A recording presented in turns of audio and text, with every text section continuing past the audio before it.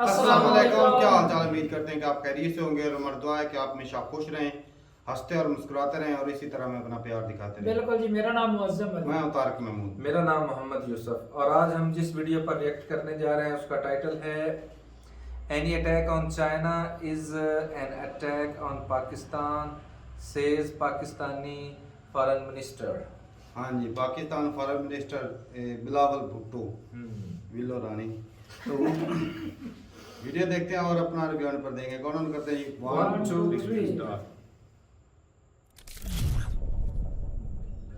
नमस्कार and welcome you all world affairs. मैं प्रशांत Dhawan. Now recently Pakistan के जो विदेश मंत्री हैं इन्होंने एक बहुत ही कंट्रोवर्शियल स्टेटमेंट दे दी है। बड़ी स्टेटमेंट है अपने आप में, मैं कहूंगा। इन्होंने ये कह दिया है कि कोई भी अटैक अगर होता है चाइना के इंटरेस्ट पे तो पाकिस्तान मानेगा कि ये पाकिस्तान पे अटैक हो रहा है। यहाँ पर आप देख पाओगे ये CGTN ने इसको ऐसे कवर किया बाय द वे कि any attack on China is an attack on Pakistan. हालांकि जो पाकिस्तानी न्यूज़ चैनल्स हैं वहां पर इन्होंने जो ये इंटरेस्ट वर्ड है ये ऐड कर दिया है कि any attack on China's interest is an attack on Pakistan. जो मैं फिर भी कहूँगा ये भी अपने आप में बहुत ही एक बड़ी स्टेटमेंट है, क्योंकि चाइना के इंटरेस्ट को तो बहुत सी चीज़ें हर्ट करती है। For example Indo Pacific China के इंटरेस्ट में नहीं है। चाइना कॉन्स्टेंटली कह चुका है कि इंडो पैसिफिक एक स्ट्रैटेजी है क्वाड की जिससे ये चाइना को कंटेन करना चाहते हैं। तो क्या पाकिस्तान के विदेश मंत्री ये कह रहे हैं कि पाकिस्तान अब इंडो पैसिफिक के अगेंस्ट भी है? US जो कर चुका है in the past trade war को लेकर, क्या ये लोग उसके अगेंस्ट भी हैं? तो स्टेटमेंट तो देखिए ये बहुत ज़्यादा कंट्रोवर्शियल है, मगर पाकिस्तान को आज के समय ऐसी स्टेटमेंट्स देनी होंगी बिकॉज दे नीड चाइना। इनको पता है कि आने वाले समय में जो मुश्किलें पाकिस्तान के सामने आएंगी उससे चाइना ही इनको बचा सकता है। और पाकिस्तान ने रिसेंटली सिर्फ ये नहीं कहा कि चाइना पे अटैक मतलब हम पे अटैक, इन्होंने ये भी यहाँ पर ऐड कर दिया कि जो भी चाइनीज नेशनल्स होंगे इन पाकिस्तान, स्पेशली जो बड़े इंस्टीट्यूट्स में काम करेंगे, उनके ट्रांसपोर्ट के लिए, उनकी सेफ्टी के लिए ये लोग 100-200 आर्मर्ड व्हीकल्स परचेज करेंगे, उसी में चाइनीज नागरिक घुमा करेंगे। ये जो ट्रांसपोर्ट व्हीकल है इनका खर्चा पाकिस्तान की सरकार अपनी जेब से उठाएगी। नाउ इस वीडियो में हम डिस्कस करेंगे कि पाकिस्तान ये सब क्यों कर रहा है, what it wants from China, क्या जेन्युइनली चाइना सेव कर सकता है पाकिस्तान की इकोनॉमी को in the coming few years. काफी कुछ यहाँ पे आपको जानने को मिलेगा, मगर आगे बढ़ने से पहले आपसे एक क्वेश्चन पूछूंगा। क्वेश्चन यहाँ पर यह है कि एंथोनी अल्बनीसी ये रिसेंटली बने हैं किस कंट्री के नए प्रधानमंत्री? ये है यहाँ पे आपकी option, New Zealand, Australia, Solomon islands या फिर आयरलैंड। बहुत ज्यादा न्यूज में है ये टॉपिक। कमेंट सेक्शन में मैं चाहता हूँ आप सब लोग इसका आंसर करें। सही आंसर आपको मिलेगा वीडियो के अंत में। ना मुझे यहाँ पर यह बात एडमिट करनी पड़ेगी कि जब पाकिस्तान की तरफ से स्टेटमेंट आई, इनिशियली मुझे लग रहा था कि शायद US या फिर कोई और कंट्री कुछ रिएक्शन देगा, मगर देन आई रियलाइज पाकिस्तान की इंपॉर्टेंस ग्लोबल स्टेज पर इतनी कम हो चुकी है कि अगर पाकिस्तान ऐसी बात करता भी है और इस बात को चाइना का सरकारी मीडिया CGTN कोड भी करता है अपने आर्टिकल में कि any attack on China is an attack on Pakistan, तब भी किसी को परवाह नहीं है। Like who cares. यहाँ पे आपको ये समझना होगा कि पाकिस्तान ये सब स्टेटमेंट्स इसलिए दे रहा है क्योंकि इनके फॉरेन एक्सचेंज रिजर्व्स कॉन्स्टेंटली गिरते जा रहे हैं। जी हाँ, इंपोर्ट बैन करने के बाद भी हम देख रहे हैं एक रैपिड फॉल आ रहा है पाकिस्तान के टोटल फॉरेन एक्सचेंज रिजर्व में। और काफी बार आपने देखा होगा कि पाकिस्तान के जो फॉरेक्स रिजर्व हैं इसके बारे में कहा जाता है कि जी $16 बिलियन के आसपास बचे हैं। देखो $16 बिलियन में से 6 बिलियन तो इनके जो बहुत सारे बैंक्स हैं वहां पर पड़े हैं, उनको एक्चुअली सरकार खुद का फॉरेक्स रिजर्व नहीं कह सकती। जो इनका जेन्युइन फॉरेन एक्सचेंज रिजर्व है ये $10 बिलियन के आसपास बचा हुआ है। इसमें से भी बहुत सा पैसा इन्होंने लिटरली उधार का लिया है। कई बाहर के देशों ने पैसा पार्क कर रखा है इनके बैंक में। तो इवन आप अगर इस $10 बिलियन को देखो तो ये बस इतना पैसा है कि पाकिस्तान के जो इंपोर्ट्स हैं ये लोग 2 महीने तक संभाल पाए। This is quite risky. और जब भी ये टॉपिक मैं डिस्कस करता हूं कहीं भी, इमीडिएटली मेरा माइंड जाता है 1991 में। I mean you have to know about this. 1991 में भारत के सामने एक बहुत ही बड़ा इकोनॉमिक क्राइसिस आया था जिसके बारे में आप सबको पता होगा। इंडिया के फॉरेन एक्सचेंज रिजर्व बहुत ज़्यादा कम रह गए थे, एक बार को $5 बिलियन के आसपास रह गए थे। और ये फोटो मुझे भूलती नहीं है 1991 की। यहाँ पर आप देख पाओगे उस वक्त के हमारे देश के वित्त मंत्री डॉक्टर मनमोहन सिंह जी बैठे हैं IMF के MD के साथ। ये है माइकल कैमडेस। इन्होंने एक बार को भारत की हेल्प करने से मना कर दिया था, वर्ल्ड बैंक ने भी मना कर दिया था। फिर कैसे ना कैसे करके हमारे जो गोल्ड रिजर्व हैं उन्हें हमें यूज़ करना पड़ा और बड़ी मुश्किल से आकर जो ये 5 बिलियन का आंकड़ा है यहाँ से विदेशी मुद्रा भंडार ग्रो कर करके आज के समय हम रफली $600 बिलियन के फॉरेक्स रिजर्व के आसपास बैठे हैं। और पाकिस्तान आप अगर सोच कर देखें तो जहाँ पे उस वक्त था 1991 में, आज भी यहीं पे है। क्योंकि जो ये 10 बिलियन फॉरेक्स रिजर्व है इसमें से आराम से 5 से लेकर 6 बिलियन डॉलर उधारी के हैं।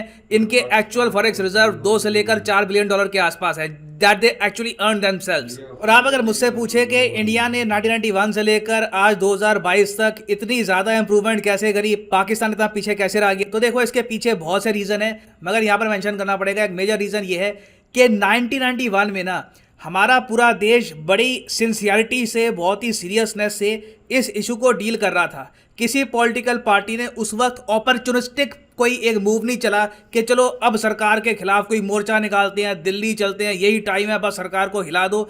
आप कह सकते हैं as a country we were responsible. Pakistan में इसका अपोजिट हो रहा है। रिसेंटली इमरान खान ने ये कह दिया है कि मेरा जो कैंपेन है ये जिहाद है, ये पॉलिटिकल नहीं रहा, ये खुद बेसिकली ये पाकिस्तान के अंदर ही जिहाद कर रहे हैं। और मई 25 को ये एक लंबा मार्च करेंगे टू इस्लामाबाद, और ऑब्वियसली ये कैपिटल में अपने लोगों को लेकर बैठ जाएंगे, वहां पर हो हल्ला होगा।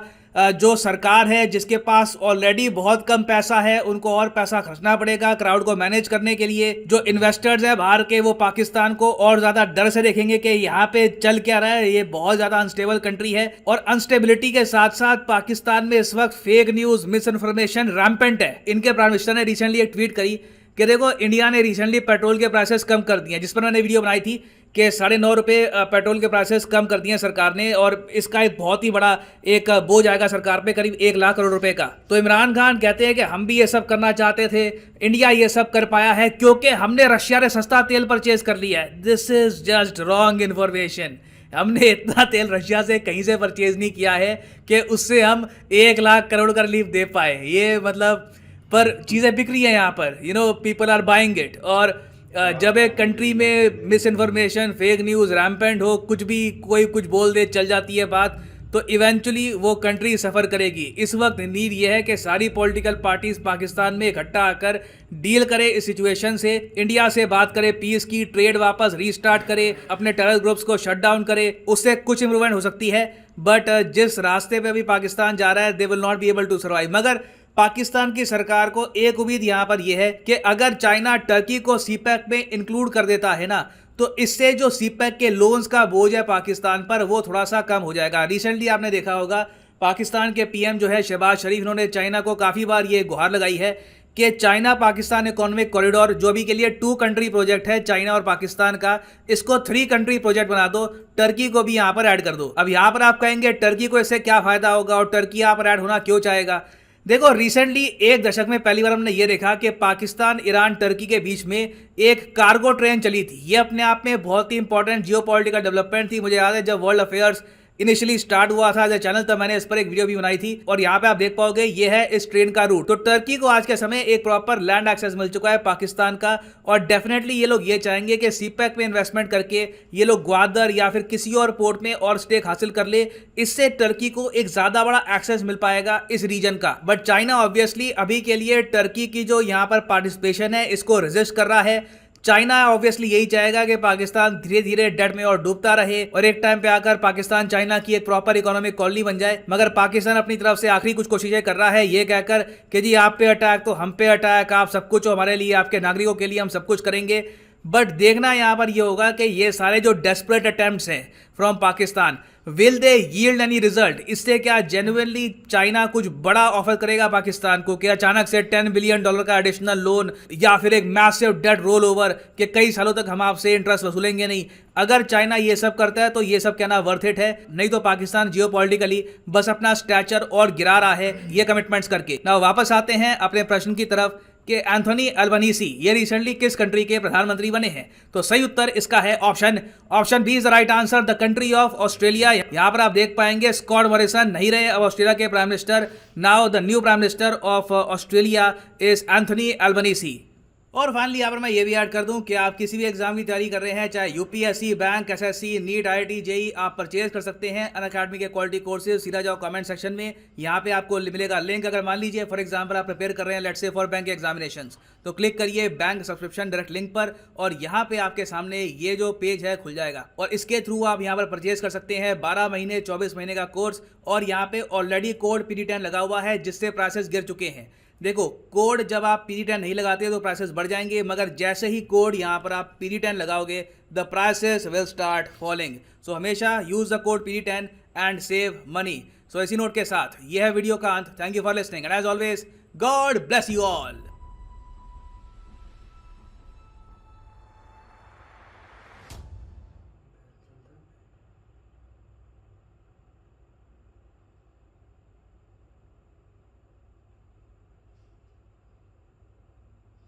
चलें जी, वीडियो ख़त्म हो गई और पाकिस्तान का बयान जो था वो अच्छा लगा मुझे तो सुन के कि चाइना के इंटरेस्ट में जो किसी ना किसी को लुभाएंगे ताकि वो हमें सपोर्ट करे, हमारी इकोनॉमी के लिहाज से हमें सपोर्ट करे। ये तो चापलूसी करनी पड़ेगी भाई। अब जो हालात पाकिस्तान के बन चुके हैं कि अब चाइना ही है, सही पूछे तो और कोई कंट्री नहीं जो इससे जो जिस जगह पे फंस चुका है ना पाकिस्तान, कि अब दिवालिया होने की कगार पे है।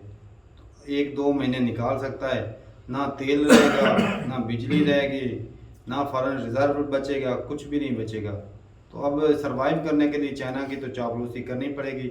और लेकिन ये है कि चाइना के ऊपर इतना ज़्यादा डिपेंड होने से पाकिस्तान का जो है ना वो डेड ट्रैप में फंसना, या हो सकता है कल को चाइना जो है वो पाकिस्तान का काफ़ी हिस्सा कब्जा भी ले। अब कुछ लोग कहेंगे कि नहीं चाइना हमारा दोस्त है, ऐसा कभी नहीं कर सकता। कोई दोस्त चाइना कब्जा ग्रुप है, वो कब्जा करता है। अगर तो तारक भाई उसने सपोर्ट कर दिया ना पाकिस्तान इकोनॉमी को, तो फिर तो वो कब्जा नहीं करेगा। अगर वो सपोर्ट नहीं करता तो फिर इसमें चांसेस है वो कब्जे के लिए सपोर्ट नहीं करेगा। क्योंकि हम जितने लो हो जाए मगर जितना हमारा रिजर्व कम होगा उतना हम ज्यादा डेट ट्रैप में फंसेंगे। मतलब अभी आसानी से मतलब पता है क्या, अभी इसको जरूरत भी है पाकिस्तान। अगर पाकिस्तान से ताकतवर होगा चाइना को भी फायदा है, क्योंकि इस खित्ते में इंडिया को काउंटर करने के लिए अब चाइना जो है और इंडिया और पाकिस्तान की वैसे भी नहीं बनती, ठीक है। और चाइना जो है वो पाकिस्तान को फ्री गेट भी दे रहा है, वो डिफेंस सिस्टम भी देता है और वो अटैक के लिए भी हथियार भी देता है। चलो पैसे लेता है लेकिन देता है, क्योंकि दूसरे किसी कंट्री से खरीदने के लिए पाकिस्तान के पास पैसे नहीं है, तो वो हेल्प करता है। लेकिन वो गिरवी चीज जो रखता है ना, इसका जो ये सिस्टम है ये खतरनाक है। और जब कोई चीज़ गिरवी रखते हैं, जब वो लीज पे ले लेते हैं, तो वो एक आधे साल के लिए नहीं होता, ये 90 साल के लिए होता है या 100 साल 50 साल के लिए नहीं। अब जो उन्हें सब्ज़बाग ये दिखा रहा है बिलावल साहब कि उनकी जो चाइनीज पाकिस्तान में काम करेंगे, हाँ। उनकी सिक्योरिटी के लिए वो जो इतनी महंगी वो साफ ज़ाहिर है यूसुफ के नहीं, वो पैसा फिर आएगा तो चाइना से ही ना, हमारे पास तो खरीदने के लिए कुछ नहीं है ना। वो जो वैने वो 6 चाइनीज हो सके, क्योंकि उनकी डिमांड ये नहीं है। उनकी डिमांड पहले ये थी हमें अड्डे जगह दी जाए, हम वहाँ पर अड्डे बनाएंगे अपने नागरिकों को। 50 लाख बोल रहे थे ना, 50 लाख नागरिक, 50 लाख लोग जो है उनकी सिक्योरिटी के लिए हम आप खुद से तहफुज़ात करेंगे, अपनी आर्मी लगाएंगे, हमें जगह दो ना। उनकी डिमांड तो ये आगे ये इसने पता नहीं किस तरह उनकी डिमांड ये। लेकिन जो हालात चल रहे हैं ना, ये मेरे ख्याल में ये वो भीख मांगने वाला ही सिस्टम है। जब जो ऐसी बातें कर अच्छा वो जो सिस्टम था ट्रेन वाला, फ्रेट ट्रेन जो चली थी ईरान तुर्की ईरान पाकिस्तान, वो था तो एक अच्छा सिस्टम कि चलो कुछ तजारत आसपास के कंट्री में तो चले ही ना, दूसरे कंट्री में भेजना कुछ चीज़ें महंगी होती हैं या मुश्किल हो जाता है। चलो कम से कम अपने जो नज़दीकी जो दोस्त कंट्री हैं उनमें तो पहुँचे चीज़। सारा तफरीह के लिहाज से भी वो अच्छा चल रहा है, बंद हो गया। के लिए चल रहे हैं, बंद कैसे हो सकती है। और बाकी अगर वो तुर्की मिल जाता है तो मेरे ख्याल में इससे ज़्यादा बेहतर हो सकता है। हाँ, क्योंकि सी पैक में अगर जब तुर्की भी शामिल हो जाएगा तो साफ ज़ाहिर है वहाँ पे आए सामान की आन जान जो है वो ज़्यादा हो जाएगा।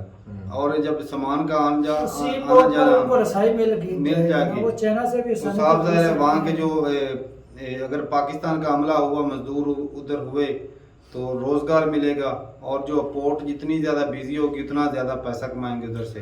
और थोड़ा सा पाकिस्तान के बर्डन लिए- भी पाकिस्तान से उठ जाएगा ना, सी बैग बैग के खर्चे का जो हाँ, खर्चे का। लेकिन जिस तरह पाकिस्तान के नागरिक चाइना के अंदर अपना एक्शन दिखा रहे हैं, जिस तरह के उनको टॉर्चर कर रहे हैं, उनकी महिलाओं की तस्वीरें वगैरह या वीडियो बनाकर वो तुर्की में वो ये वो कुछ दिन अरसा चलती है ऐसी खराब तो हो रहे बातें, हैं। वो शुरू में कंट्रोवर्सी चलती है, फिर आस्ता आस्ता हालात ठीक हो जाते हैं। काम चला जाता है, खत्म हो जाता है।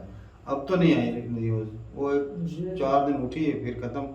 वो लेकिन ये है कि थोड़ा सा टाइट काम हो जाता है कि लोग जो हैं वो थोड़ा सा पाकिस्तान के वीज़े की वैल्यू जो शराइत है ना वो थोड़ी सख्त सख्त कर कर दी। दी है। बाकी ऐसा तो नहीं कि पाकिस्तान की हुकूमतों के जो या तुर्की की हुकूमत के ताल्लुकात नहीं, वो उसमें जिन्होंने कोई खराबी है। मतलब किया था उनको तो सजा दी उनको ही है। सजा देंगे, हाँ, पाकिस्तान सारे की मुल्क हुकूमत को को सजा थोड़ी रिपोर्ट कर मिलेगी। दिया होगा। हाँ, रिपोर्ट कर देंगे ऐसे घटिया हाँ, लोगों को। बैन कर देंगे। अच्छा तारक भाई, जो सिचुएशन मौजूदा है पाकिस्तान की, इस तरह की सिचुएशन 1991 के अंदर इंडिया की थी, हाँ। पाकिस्तान की भी थी उस वक्त, लेकिन इंडिया की भी अच्छा, थी। इंडिया की थी तो डॉक्टर मनमोहन के सिंह के दौर में तो वो पता है क्या, उन्होंने पैसे देने से इनकार कर दिया, फिर इन्होंने रिजर्व जो सोना पड़ा था वो रखा वो हुआ कहते है अपनी कि- महिलाओं से उन्होंने दिया, कंट्री को सपोर्ट करने आज हालत उन्होंने पाकिस्तान दिया। में भी वही बन चुकी लेकिन है। सपोर्ट करने के लिए कोई आगे नहीं आ रहा, ये भाई, अपनी वो लड़ाई सर- खुद हाँ। लड़ रहे हैं पुरान आपस में। कौन इनको देगा? अगर इंडिया लेकिन को किसी इंडिया ने के नहीं पास- दिया था इंडिया तो के पास- पाकिस्तान को मेरा तो नहीं माना कोई सपोर्ट करेगा, ना IMF करेगा ना स्टेट बैंक करेगा। अरे सऊदीया हमारा दोस्त नहीं, वो करेगा पाकिस्तान का। वो पहले वाला कर्जा मांगला कैसे वो करेगा? अरे वो कर देगा, पिछली दफा भी कर दिया था। अगर वो सपोर्ट ना करता ना तो वो आज दिवालिया हो चुका होता। जिस तो अब दौर क्यों में- नहीं खुलकर सामने आ रहा फिर? अरे मेरी बात नहीं, जिस इधर तरह- गया- मेरी इधर बात- गया था मेरी- शहबाज एक- शरीफ। एक मिनट मेरी बात सुनो। ये जो मामला 1991 में इंडिया का हुआ था, आज अगर हमारी अवाम निकले बाहर, वो हुकूमत का साथ दे तो क्या हालात बेहतर ऐसी हुकूमत का साथ देने का दिल करता है? हाँ, ये बात भी तो है। हुकूमत भी- बिलावल को पैसे देगा या तो शहबाज शरीफ को देगा, इमरान खान को देगा?